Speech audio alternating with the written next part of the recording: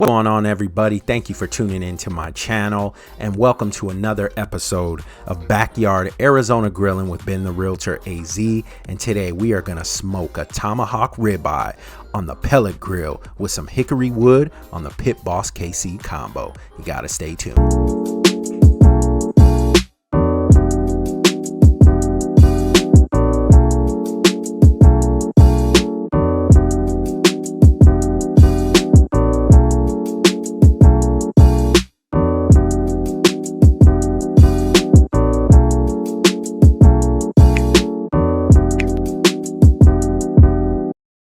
Hi, I'm Ben Kensington with eXp Realty, and if you would like to set up a private showing or you're thinking about buying, selling, or investing in real estate, feel free to reach out to me via phone, text, or email.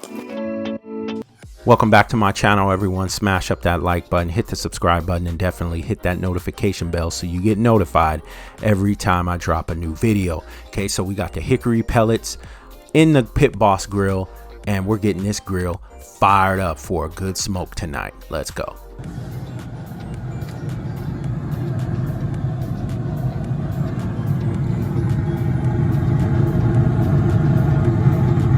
All right, so now when you fire up the grill, first things first, keep the lid open. You don't want your grill to explode. Let all those fumes out, let all that bad smoke out of the grill, because you don't want that on your meat. That's gonna clear.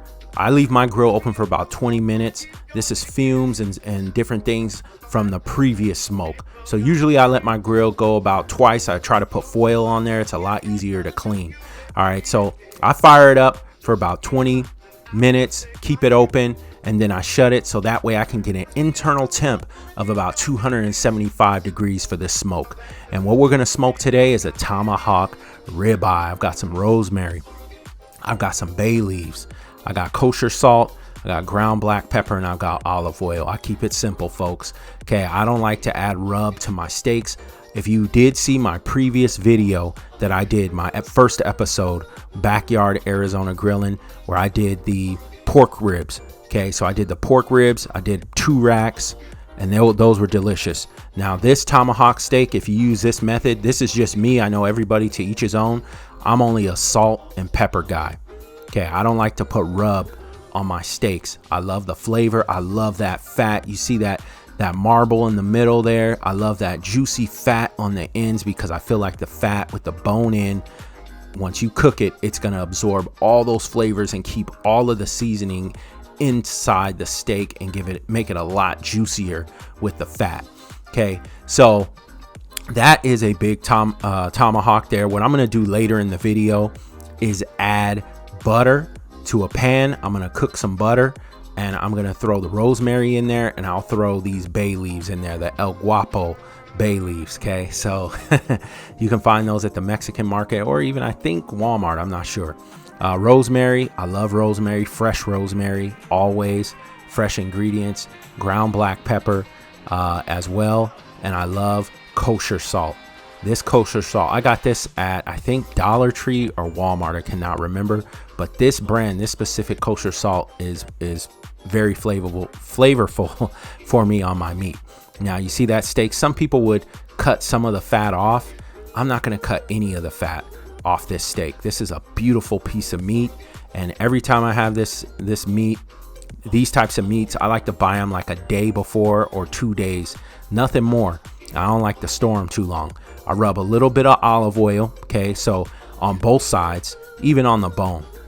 Okay, so I rub a little bit of olive oil on the meat because this olive oil is gonna get the seasoning to stick. Okay, I don't want the seasoning to really fall off. Putting the olive oil, rubbing it on there, you can do what you want. A lot of people use different types of rubs and baste it, pre-baste it beforehand. But me, no, I'm just gonna go with a little bit of olive oil on both sides. I'm gonna rub it into the meat, and I love to keep my meat out at room temperature as well. So I pour some salt on it, get good salt on all of the meat, and then I'm gonna pour some pepper on it. Get the sides, get the bone. I put it on the entire steak. Okay, I don't want to miss a beat here. Now Once I get the pepper in there, I'm gonna rub it in. I don't want to rub it too much because I don't want it falling off, and I want to make sure we have an even balance. Some people kind of use teaspoons and mix it in together and rub it. That's how some people do it with the brisket, but it doesn't matter. I usually use the eye test because I'm so used to doing this for a long period of time. Now right here, like I said, I like to get the sides, rub that pepper on there. Some people don't like the pepper. They think it burns, but not if you cook it right. So what I'm gonna do, I want this to be medium rare. Okay, I'm turning it on there sideways. I want it medium rare. I'm gonna cook it. I wanna get to 275 for the grill temperature. I'll probe it later, but I want an internal temp when I probe it at about 135. Okay, so 275 internal temp. Okay, so I'm right there, 275. Don't worry about the probe sign because the probe is sticking out into the grill. But the 275 is the temperature that I want. 135 internal. So listen to this thing crackle.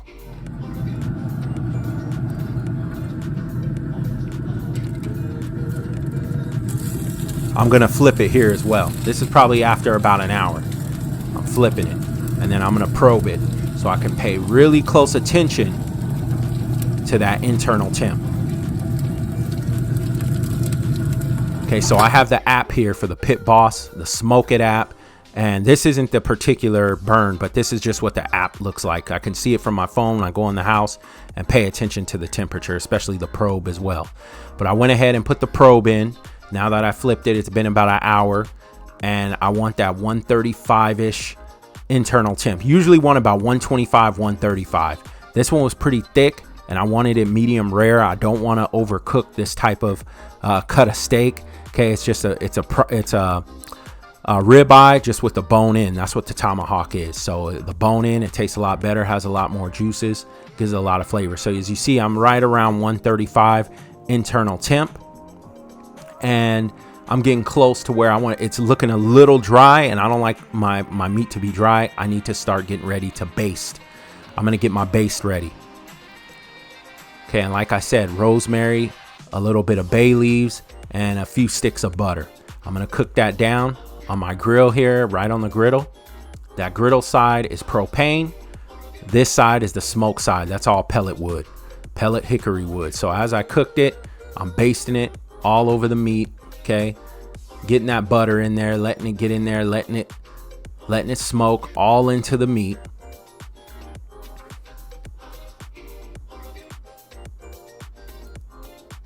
And I'm just gonna keep on basting it, the fat, everything. Okay, probably needs about another, I would say another hour after I baste it. Okay. Yep, getting that bone in, getting everything into that steak. Okay, I baste both sides. All right, I'm gonna let it cook for another hour, and then I'm gonna bring it out, and you guys enjoy what this meat looks like.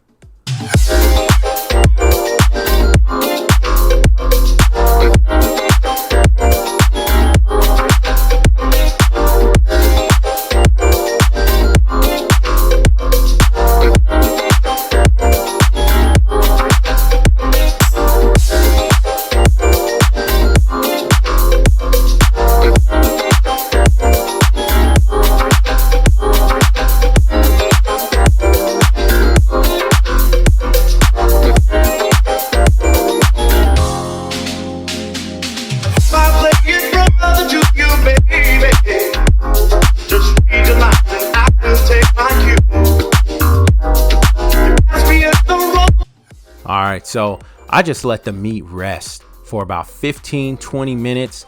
Let it absorb all those juices from just coming off the grill, and then I take the remaining the remnants of my base, and I pour it all over the steak. So while it's still resting, it's still absorbing those juices. I'm gonna cut it with those juices dripping all into the meat. And like I said, I want it medium rare. I pulled it off right around 135-ish, 140, and you're gonna see it's a beauty. It's gonna cut like butter. Okay, I'm gonna be able to slice this meat down like butter. So if you use this method, It's really good. Definitely, you want to, if it's to each his own, how everyone likes their meat. Sometimes I like medium well. I usually prefer medium well. This one I'm going to do medium rare to medium well. And some people like well done. It just depends what you like. But I think with this particular steak, with a ribeye, it's always good to go medium rare for me, or medium well. Now I'm going to cut it right off the bone. Okay, that bone has my name written all over it.